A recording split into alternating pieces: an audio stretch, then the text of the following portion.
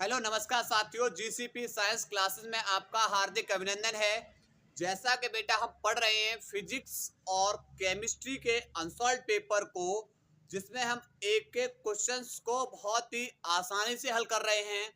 उम्मीद है कि आप लोगों को क्लास बहुत ही अच्छी लग रही होंगी। बस आप लोगों का सपोर्ट लगातार बना रहे ताकि हम और भी बेहतर से बेहतर क्वेश्चंस को ला सकें।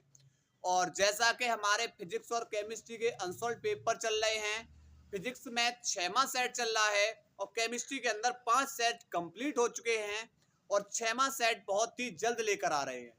तो आज हम लेकर आए हुए हैं आपके सामने फिजिक्स का सेकंड लेक्चर, जिसके अंदर क्वेश्चन नंबर 4 के खासे करने वाले। और क्या कह रहा है क्वेश्चन नंबर 4 का ख, एक समतल विद्युत चुंबकीय तरंगों को समीकरण, क्या समीकरण है? समीकरण E बराबर 100 कॉस 6 इंटू 10 की power 8 t plus 4x volt प्रति मीटर से निरूपित किया जाता है। निम्नलिखित की गणना कीजिए। पहला, माध्यम का अपवर्तनांक।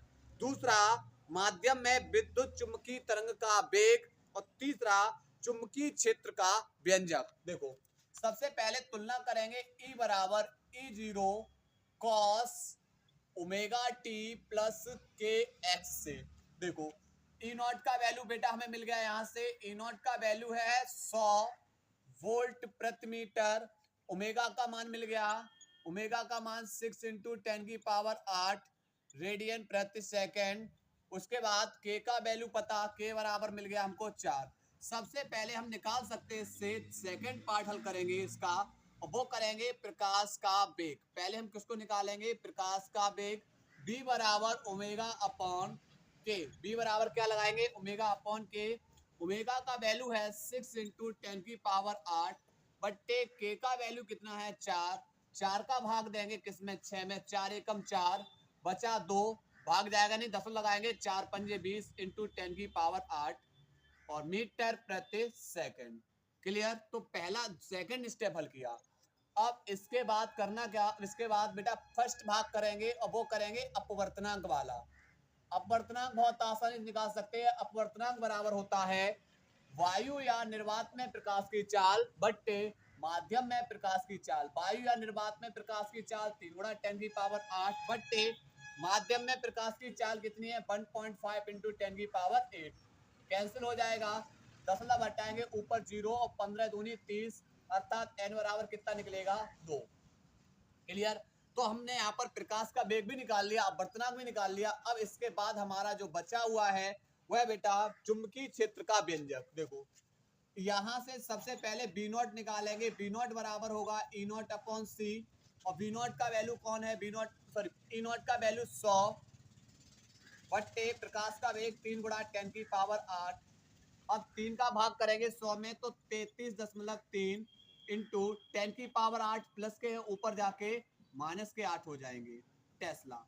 अब यहां से बेटा लगा देंगे समीकरण। कैसे बनाएंगे समीकरण? बनेगा, देखो, चुंबकीय क्षेत्र का जो व्यंजक होता है बी बराबर B naught cos omega T into में K x Tesla. B not की जगह लगाएंगे 33.3 इंटू 10 की पावर माइनस के 8। फिर कॉस ओमेगा की जगह लगाएंगे, कितना मान है ओमेगा का? 6 गुणा 10 की पावर 8। फिर टी है और के की जगह 4 और एक्स। ये निकलेगा हमारा चुंबकीय क्षेत्र का समीकरण। क्लियर? नोट करेंगे। इसके बाद आगे क्वेश्चन करा रहे हैं। इसके बाद बेटा अगला क्वेश्चन है 4 का ग, निम्नलिखित पदार्थों में उदाहरण की सहायता से अंतर स्पष्ट कीजिए। और क्या पूछा है? अनुचुंबकीय, प्रचुंबकीय और लौह चुंबकीय पदार्थ। देखो, सबसे पहले पढ़ेंगे हम अनुचुंबकीय पदार्थ को। किसे पढ़ेंगे? अनुचुंबकीय पदार्थ को। देखो, वे पदार्थ जो बाह्य प्रबल क्षेत्र में, बाह्य प्रबल चुंबकीय क्षेत्र में रखने पर चुंबकीय क्षेत्र की दिशा में क्षीण रूप से चुंबकित होते हैं, अर्थात किसी शक्तिशाली चुंबक के सिरों के बीच रखने पर मामूली से आकर्षित होंगे। क्या कहलाएंगे? अनुचुंबकीय पदार्थ। जैसे सोडियम, द्रव ऑक्सीजन। क्लियर। तो यहाँ पर क्या बताया अणुचुंबकीय पदार्थ में कि वे पदार्थ जो बाह्य चुंबकीय क्षेत्र में रखे जाने पर क्षेत्र की दिशा में अति क्षीण रूप से चुंबकित होते हैं और इन्हें यदि शक्तिशाली चुंबक के सिरों पर लेकर जाएंगे तो ये मामूली से प्रतिकर्षित होंगे। क्या कहलाएंगे? अणुचुंबकीय पदार्थ। अब बात करेंगे प्रचुंबकीय पदार्थ की कि वे पदार्थ जो बाह्य चुंबकीय क्षेत्र में, वे पदार्थ जो बाह्य चुंबकीय क्षेत्र में रखने पर चुंबकीय क्षेत्र के विपरीत दिशा में, चुंबकीय क्षेत्र के विपरीत दिशा में अति क्षीण रूप से कैसे होते हैं? चुंबकित होते हैं। अक्षीण रूप से क्या होंगे? चुंबकित होंगे। अर्थात अगर इन्हें शक्तिशाली चुंबक के सिरों के बीच ले जाया जाए तो ये मामूली से प्रतिकर्षित होंगे। तो ऐसे पदार्थों को क्या बोलते हैं? प्रचुंबकीय पदार्थ, जैसे सोना, चांदी, तांबा, नमक आदि। क्लियर। अब बात करेंगे लौह चुंबकीय पदार्थ की। तो क्या बताया? वे पदार्थ जो बाह्य चुंबकीय क्षेत्र में रखे जाने पर चुंबकीय क्षेत्र की ही दिशा में प्रबल रूप से चुंबकित हो जाते हैं और यदि इन्हें शक्तिशाली चुंबक के सिरों पर ले जाया जाए तो यह तेजी से आकर्षित होते हैं। तेजी से क्या होंगे? आकर्षित होते हैं। तो ऐसे पदार्थ को लौह चुंबकीय पदार्थ कहते हैं, जैसे लोहा, निकिल, कोबाल्ट आदि। क्लियर। नोट करेंगे बेटा इस टॉपिक को।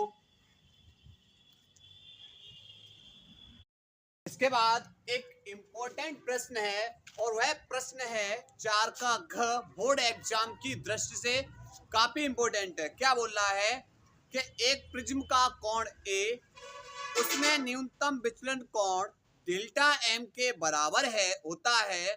न्यूनतम विचलन की दशा में निम्नलिखित की गणना कीजिए। आपतन कोण बताना है, अपवर्तन कोण बताना है और प्रिज्म के अपवर्तनांक, प्रिज्म के पदार्थ का अपवर्तनांक। अर्थात हमें निकालना है प्रिज्म के पदार्थ का अपवर्तनांक। क्या निकालना है? प्रिज्म के अपवर्तनांक का सूत्र निगमन करना है। किसका निगमन करना है? प्रिज्म के अपवर्तनांक का सूत्र। देखो, सबसे पहले हम क्या लेंगे? एक प्रिज्म लेंगे, प्रिज्म का परिच्छेद लेंगे। ये प्रिज्म का परिच्छेद, नाम देंगे ए, बी और सी। क्लियर। ये प्रिज्म का परिच्छेद है और इस पर एक किरण को आपतित कराएंगे। मान लिया ये एक पी क्यू प्रकाश की किरण है जिसे हम प्रिज्म के परिच्छेद पर आपतित करा रहे हैं। अगर देखो, ये वाला जो प्रिज्म के अंदर वाला माध्यम है ये कांच वाला माध्यम है और ये वाला माध्यम कौन सा वाला है? ये वायु वाला माध्यम है। अगर जब कोई प्रकाश की किरण एक माध्यम से दूसरे माध्यम में जाती है तो यह अपने मार्ग से विचलित होती है। पर यहाँ पर बेटा, यहाँ पर क्या है? अगर ये समांग माध्यम होता तो ये प्रकाश की किरण बिल्कुल सीधी जाती, पर प्रकाश की किरण वायु से कांच में जा रही है तो इस पर हम क्या डाल रहे हैं? इस भुजा पर डालेंगे लंब। ये डाल दिया बेटा लंब। नाम दे रहे एन और एन डैश। क्या नाम दे दिया? एन, एन डैश लंब है। अब देखो, जब कोई प्रकाश की किरण वायु से कांच में जा रही है तो वह सीधी न जाकर अपने मार्ग से विचलित होगी और आधार की ओर क्या हो जाएगी? झुक जाएगी। अपने मार्ग से विचलित हो गई।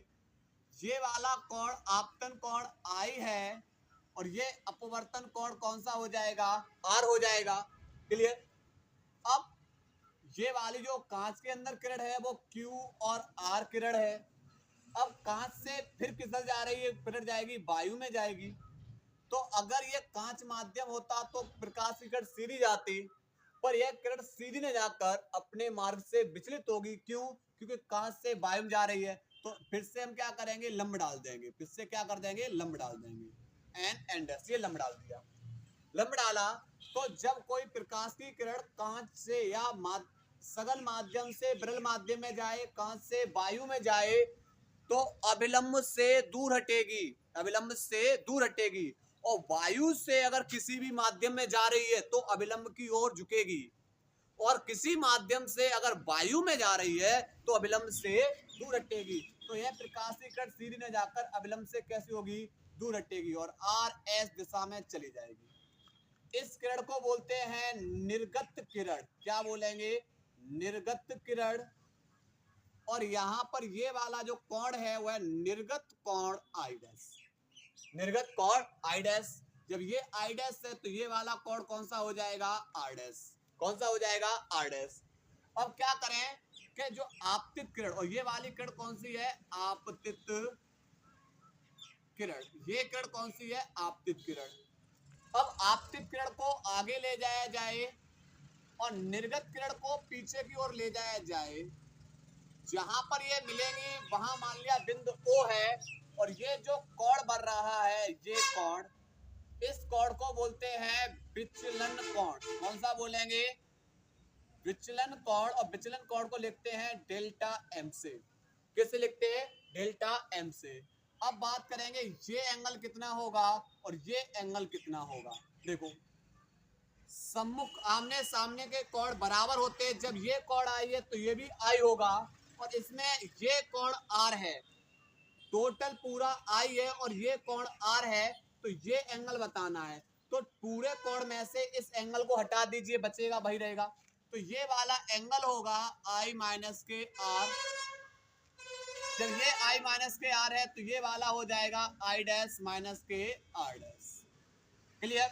ये बेटा हमारा रहा चित्र प्रिज्म के परिच्छेद का।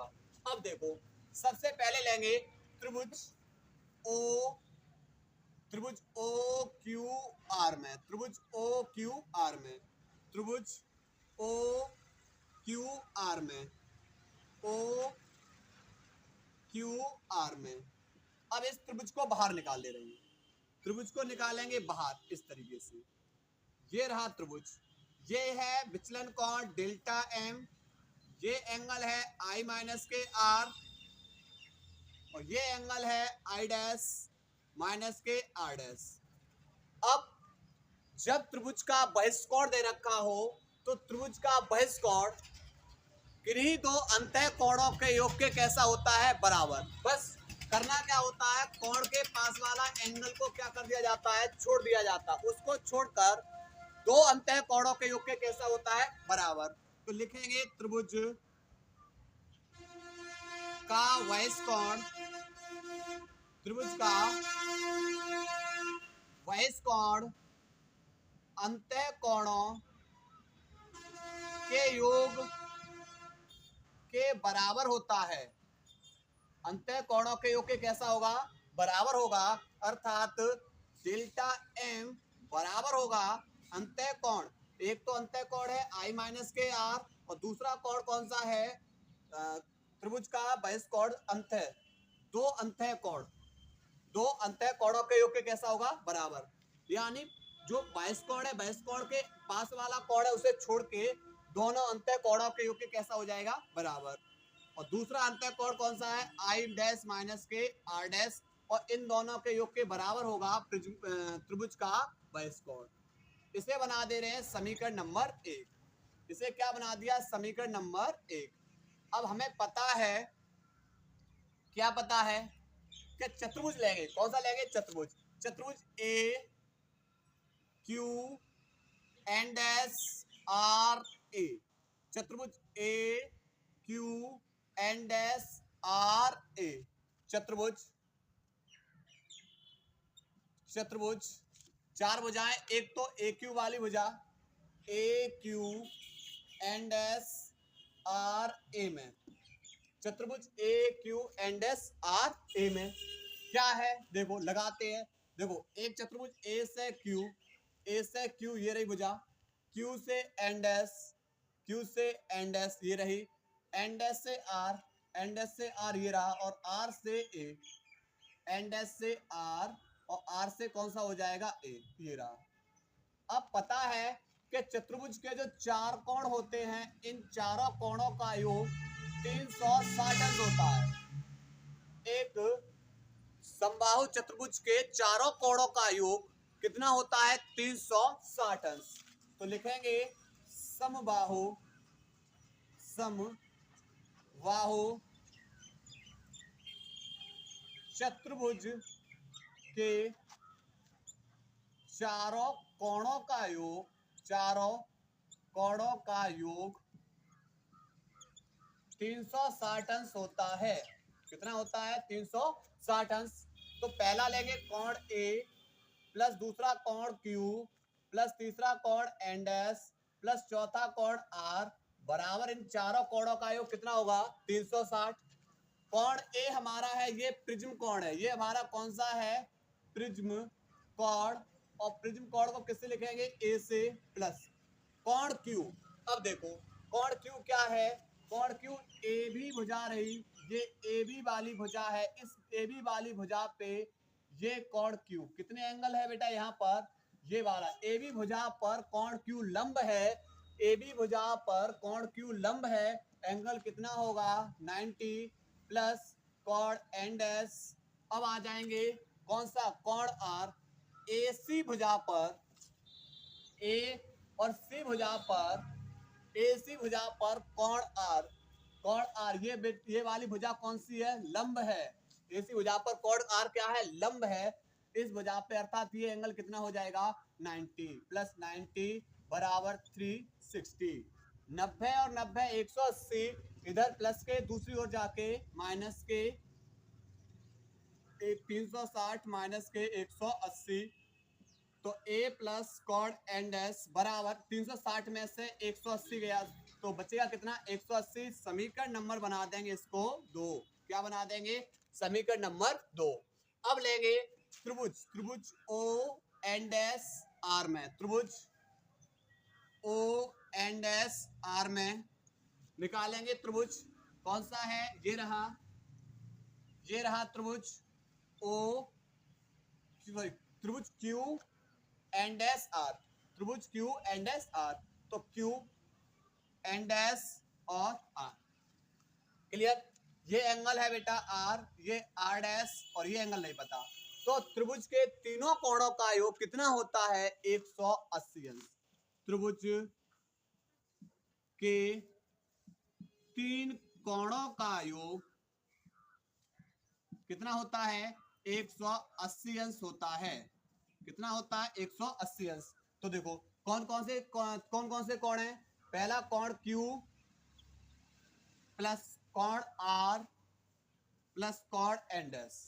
तो कोण एंड एस और प्लस में कोण R। कोण Q, कोण एंड एस, कोण R, इन तीनों का योग कितना है? 180 अंश। कोण Q R है, कोण एंड एस पता नहीं, प्लस कोण R कौन है? R डैश बराबर कितना हो जाएगा? 180 अंश। क्लियर? इसे डाल देंगे समीकरण नंबर 3। पहले यहां तक नोट करिए, तब इधर बेटा इस चीज को हम इधर हल करेंगे। नोट करो यहां तक।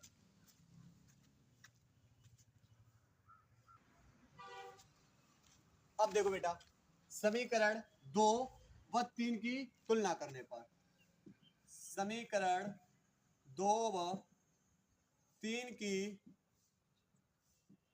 तुलना करने पर करेंगे, इनकी RHS बराबर हैं, इनकी RHS बराबर हैं, LHS बराबर कर लो। तो LHS में A प्लस कोण एंड एस बराबर, इसकी LHS में R प्लस एंड एस और प्लस में R डैश। अब देखो बेटा यहां से क्या होगा? ये प्लस वाला इधर जाएगा, माइनस का हो जाएगा, तो ये क्या हो जाएंगे? कट जाएंगे। तो A बराबर R प्लस R डैश। अब लगाएंगे न्यूनतम विचलन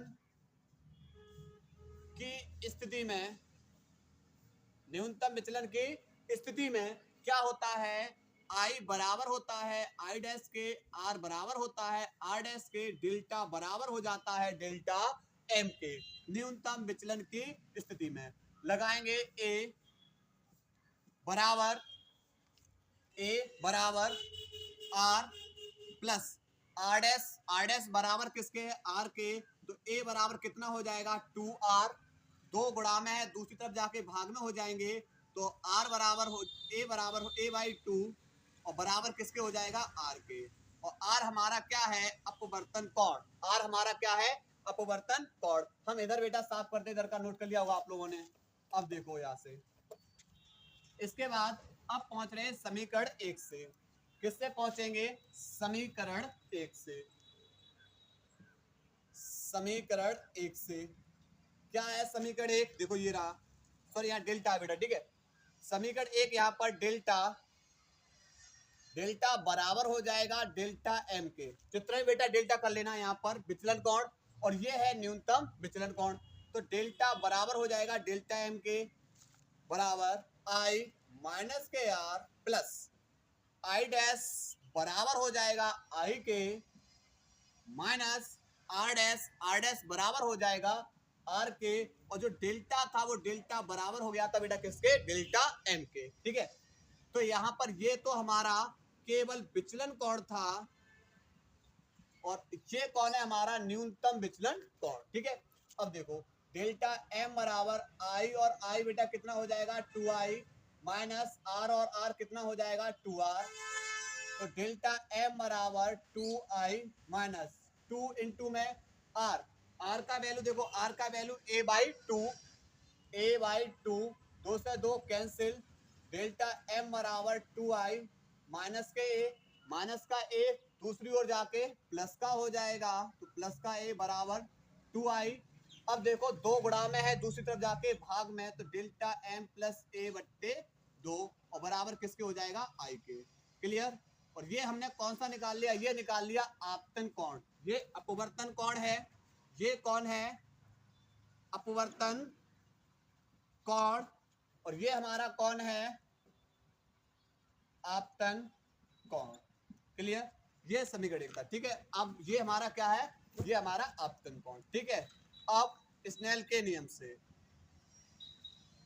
स्नेल के नियम से क्या है स्नेल का नियम, n बराबर होता है साइन आई बट्टे साइन आर, साइन आई बट्टे साइन आर। देखो साइन आई का वैल्यू कितना है, आई का वैल्यू ये रहा डेल्टा एम प्लस a/2 बट्टे साइन आर का वैल्यू क्या है, आर का वैल्यू है a/2, आर का वैल्यू क्या है a/2, और ये हमारा क्या है पदार्थ का अपवर्तनांक, क्या है हमारा ये पदार्थ का अपवर्तनांक। क्लियर, तो हमसे अपवर्तन कोण, आपतन कोण और पदार्थ का अपवर्तनांक पूछा था। क्लियर, नोट करें बेटा इस सवाल को। अब बेटा इसका क्वेश्चन नंबर 4 के घ का सवाल हल कर रहे हैं, क्योंकि हमने वो सूत्र निगमन करा दिया है प्रिज्म के अपवर्तनांक का, और अब हम इसका सवाल कर रहे हैं। सवाल क्या बोल रहा था, देखो यहाँ पर प्रिज्म कोण ए है, वह बराबर है विचलन कोण के, इस दशा में हमें पहला स्टेप बताना है, वो बताना है क्या कि आपतन कोण आई। तो देखो आपतन कोण आई अभी फॉर्मूला पढ़ के आए थे, क्या था कि डेल्टा एम प्लस a/2, और डेल्टा एम बराबर किसके, प्रिज्म कोण ए के, प्लस a/2, और a कितना हो जाएगा 2a/2। तो 2 से 2 कैंसिल, यानी आपतन कोण आई बराबर है किसके, ए के। सेकंड स्टेप पूछा है हमसे, और वो पूछा है अपवर्तन कोण आर, तो अपवर्तन कोण आर, तो आर बराबर पढ़ के आए थे a/2, आर बराबर क्या पढ़ के आए थे a/2। तो यहां से बेटा क्या हो जाएगा, तो a बराबर किसके, डेल्टा में, तो ये बेटा फॉर्मूला हो जाएगा।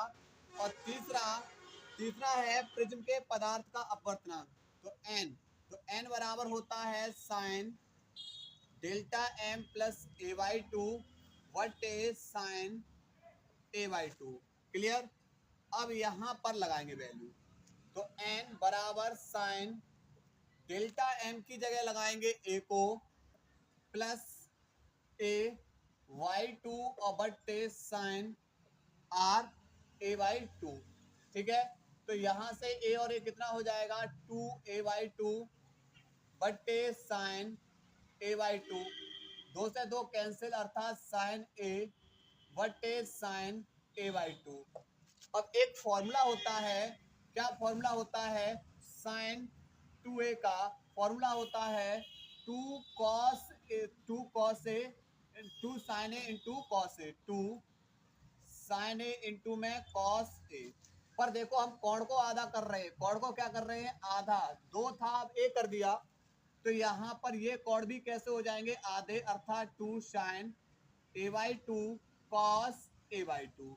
लगाएंगे बेटा साइन ए का मान, तो लगाएंगे 2 sine a/2 cos a/2 what is sin a/2, तो sin a/2 से sin a/2 कैंसिल, अर्थात n बराबर 2 cos a/2, 2 cos a/2, और ये हमें बेटा पूछा था सवाल के अंदर। क्लियर, नोट करेंगे इसको।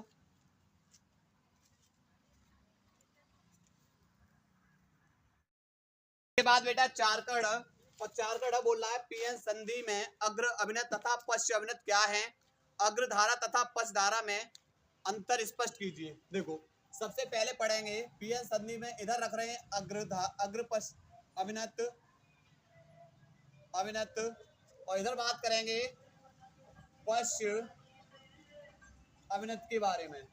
क्या होता है अग्र अभिनत, तो कब होगा पश्च अभिनत। देखो जब पी टाइप क्षेत्र को, जब पी टाइप क्षेत्र को किससे, धन टर्मिनल से, तथा एन टाइप क्षेत्र को ऋण टर्मिनल से जोड़ा जाता है।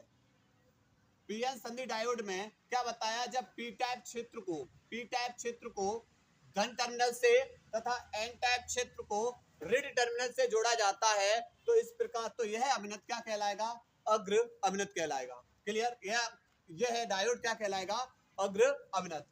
और पश्च अभिनत में क्या होगा, पश्च अभिनत में ठीक इसका विपरीत हो जाएगा। ये पीएन संधि है, और पीएन संधि में ये पी क्षेत्र हो गया और ये एन क्षेत्र हो गया। तो जब पी क्षेत्र को ऋणात्मक टर्मिनल से तथा एन क्षेत्र को धनात्मक टर्मिनल से जोड़ा जाता है, एन क्षेत्र को किससे जोड़ा जाता है, धनात्मक टर्मिनल से, तो यह डायोड क्या कहलाएगा, पश्च अभिनत कहलाता है। क्लियर, क्या बताया हमने बताया जब पी क्षेत्र को आप धनात्मक टर्मिनल से, एन क्षेत्र को आप ऋणात्मक टर्मिनल से जोड़ते हैं, यह डायोड क्या कहलाएगा, अग्र अभिनत। और ठीक इसका उल्टा कर देंगे, पी टाइप क्षेत्र को ऋणात्मक और एन टाइप क्षेत्र को धनात्मक टर्मिनल से जोड़ देंगे, तो यह क्या कहलाएगा, यह अभिनत पश्च अभिनत कहलाता है। लिखेंगे जब पी क्षेत्र को धन टर्मिनल, धन सिरे से तथा एन क्षेत्र को ऋण सिरे से जोड़ देते हैं, तो यह संयोजन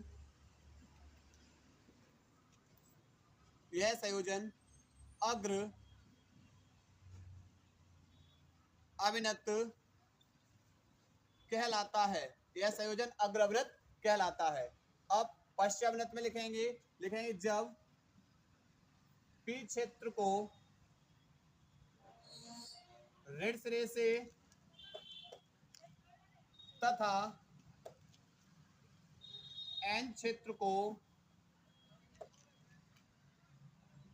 धन सिरे से जोड़ देते हैं, तो यह संयोजन पश्च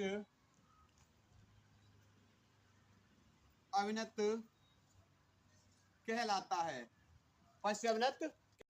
अब बेटा देखेंगे इनमें धारा के अग्र अभिनत में धारा किस प्रकार प्रवाहित होगी और पश्च अभिनत में धारा किस प्रकार प्रवाहित होगी। तो अग्र अभिनत में धारा वह संख्यक आवेश वाहक के कारण उत्पन्न होती है। इसमें जो धारा होगी किसके कारण उत्पन्न होगी, बहुसंख्यक आवेश के कारण। और पश्च अभिनत में धारा